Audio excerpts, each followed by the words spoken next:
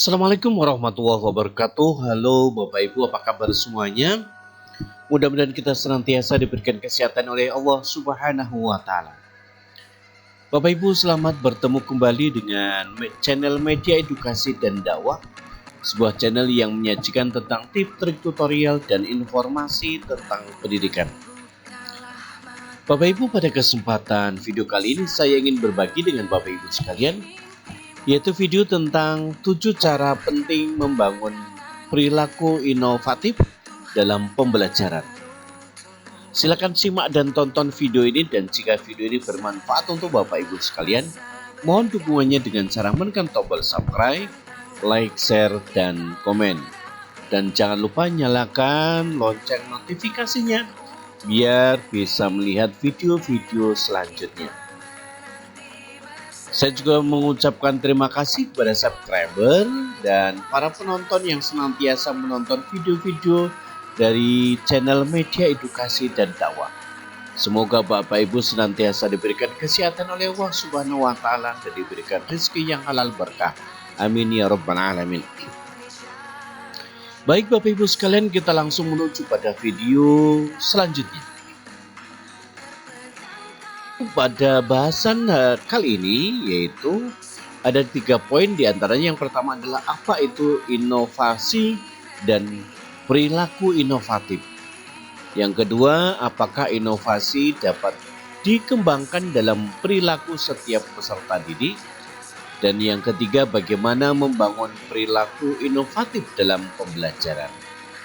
Ada 3 bahasan atau 3 poin yang akan kita bahas pada video kali ini. Apa itu inovasi dan apa pula yang dimaksud dengan perilaku inovatif? Bapak Ibu sekalian, apa itu inovasi?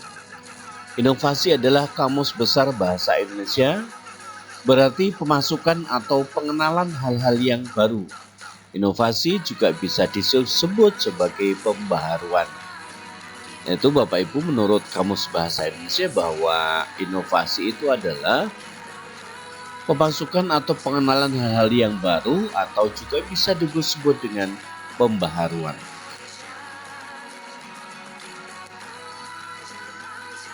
Inovasi merupakan hasil pemanfaatan peluang yang dilakukan secara sistematis, bukan semata-mata hasil pemikiran jenius.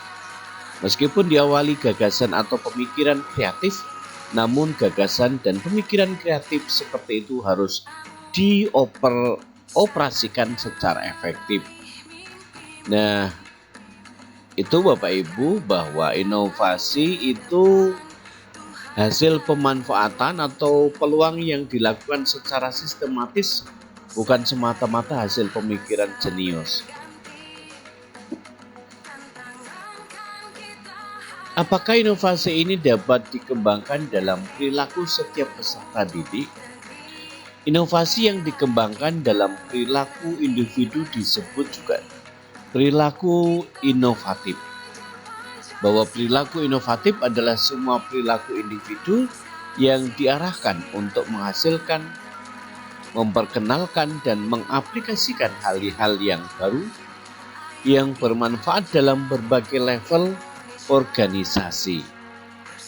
Ini Bapak Ibu sekalian, bahwa dalam perilaku inovasi itu semua perilaku individu yang diarahkan untuk menghasilkan, memperkenalkan, dan mengaplikasikan hal-hal yang baru. 2 faktor penting dalam perilaku inovatif. Apa saja? Yang pertama, ada kreativitas yang merupakan kemampuan untuk mengembangkan ide baru. Faktor yang mendukung kreativitas ini adalah keunikan, kompetensi berpikir kreatif, dan motivasi internal. Itu yang pertama, bahwa kreativitas itu adalah merupakan kemampuan untuk mengembangkan ide baru. Kemudian yang kedua adalah pengambilan keputusan yang merupakan kemampuan untuk mendorong ide baru, menghargai rintangan yang ada, agar ide dan gagasan dapat dijadikan realita. Dalam dimensi kedua ini ada dua faktor penting yang perlu diperhatikan, yaitu keberanian dan ADD follow, dan faktor penting lainnya adalah sistem evaluasi yang mendukung berkembangnya ide dan gagasan. Bapak Ibu, inilah 7 cara penting membangun perilaku inovatif dalam pembelajaran untuk mendukung IKM atau implementasi kurikulum merdeka. Cara penting yang pertama bahwa setiap anak adalah unik, spesial dan istimewa. Untuk itu potensi kreatif harus digali dari keunikan yang dimiliki masing-masing anak. Metode cara pendekatan seperti multi kecerdasan, kecerdasan emosional dan kecerdasan spiritual dimaksudkan untuk memberi ruang agar setiap anak dapat berkembang secara optimal. Ini Bapak Ibu sekalian, yang pertama bahwa setiap anak itu adalah unik, spesial dan istimewa. Untuk itu potensi kreatif harus digali dari keunikan yang dimiliki masing-masing anak. Cara penting yang kedua adalah soft skill adalah sebuah keterampilan tentang bagaimana peserta didik dapat mengatur dirinya sendiri dan belajar mengelola orang lain. Untuk itu perlu didukung dengan keterampilan berkomunikasi, organisasi, kepemimpinan, dan etika. Selain mengajarkan hard skill, keterampilan akademik. Itu Bapak Ibu yang kedua, bahwa yang kedua itu sebuah keterampilan tentang bagaimana peserta didik dapat mengatur dirinya sendiri dan belajar mengelola orang lain. Cara penting yang ketiga, Bapak Ibu, berpikir logis seperti membuat plan, mengidentifikasi dan melihat peluang, memperoleh sebanyak-banyaknya opsi, mematangkan ide, memperoleh opsi yang telah diuji dan tahap konvergen, memfokuskan pada ide yang telah dipilih.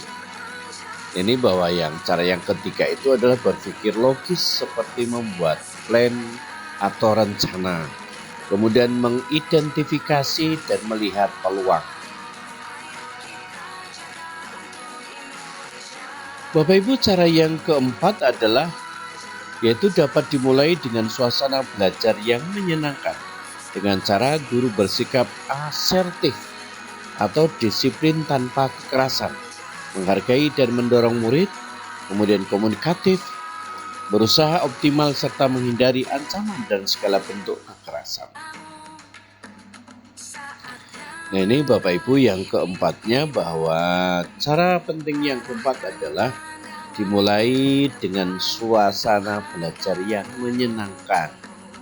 Bagaimanapun, Bapak Ibu harus dapat membuat suasana belajar yang menyenangkan.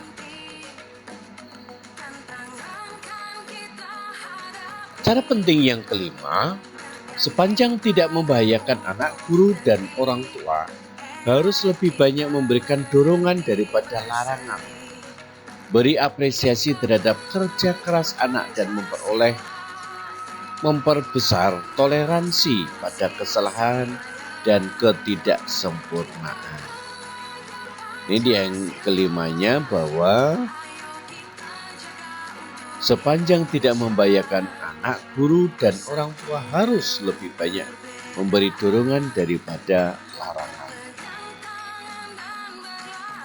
Selanjutnya, cara penting yang keenam, yaitu berpikir dan berbuat untuk sesuatu yang dapat menghasilkan manfaat dan nilai tambah. Mulailah dari hal yang kecil seperti menjaga kebersihan, menyiram tanaman, sampai kepada eksperimen membuat pupuk kompas dari sampah organik.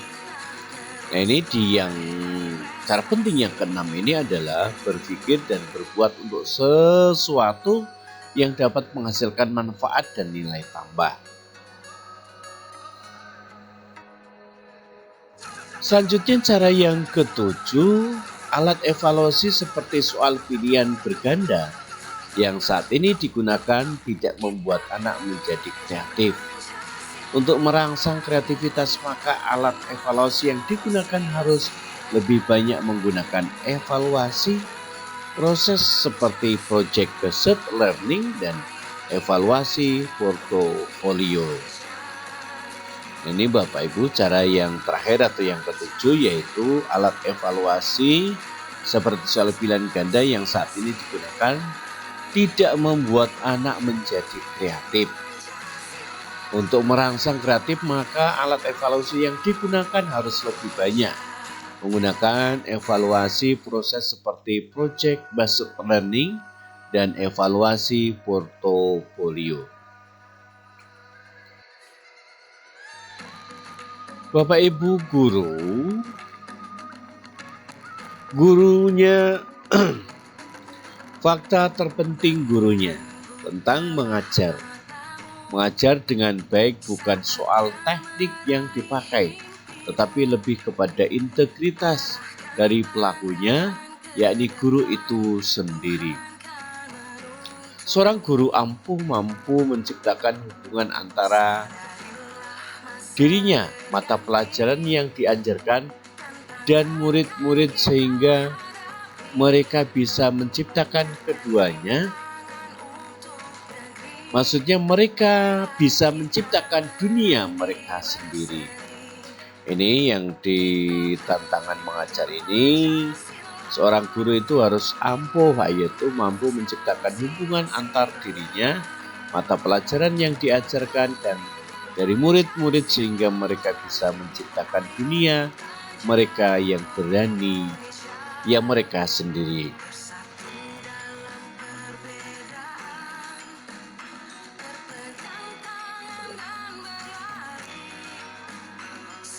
Nah Bapak Ibu, demikianlah video yang dapat saya persembahkan pada kesempatan kali ini. Mudah-mudahan video ini senantiasa mengedukasi dan memberikan manfaat kepada Bapak Ibu guru sekalian. Terima kasih sudah menonton video ini, dan jika video ini bermanfaat untuk Bapak Ibu, jangan lupa tekan tombol subscribe, like, share, dan komen. Terima kasih kepada Bapak Ibu yang senantiasa menonton video ini, dan mudah-mudahan Bapak Ibu sekalian senantiasa diberikan kesehatan oleh Allah Subhanahu wa Ta'ala. Terima kasih, sampai bertemu pada video berikutnya. Assalamualaikum warahmatullahi wabarakatuh.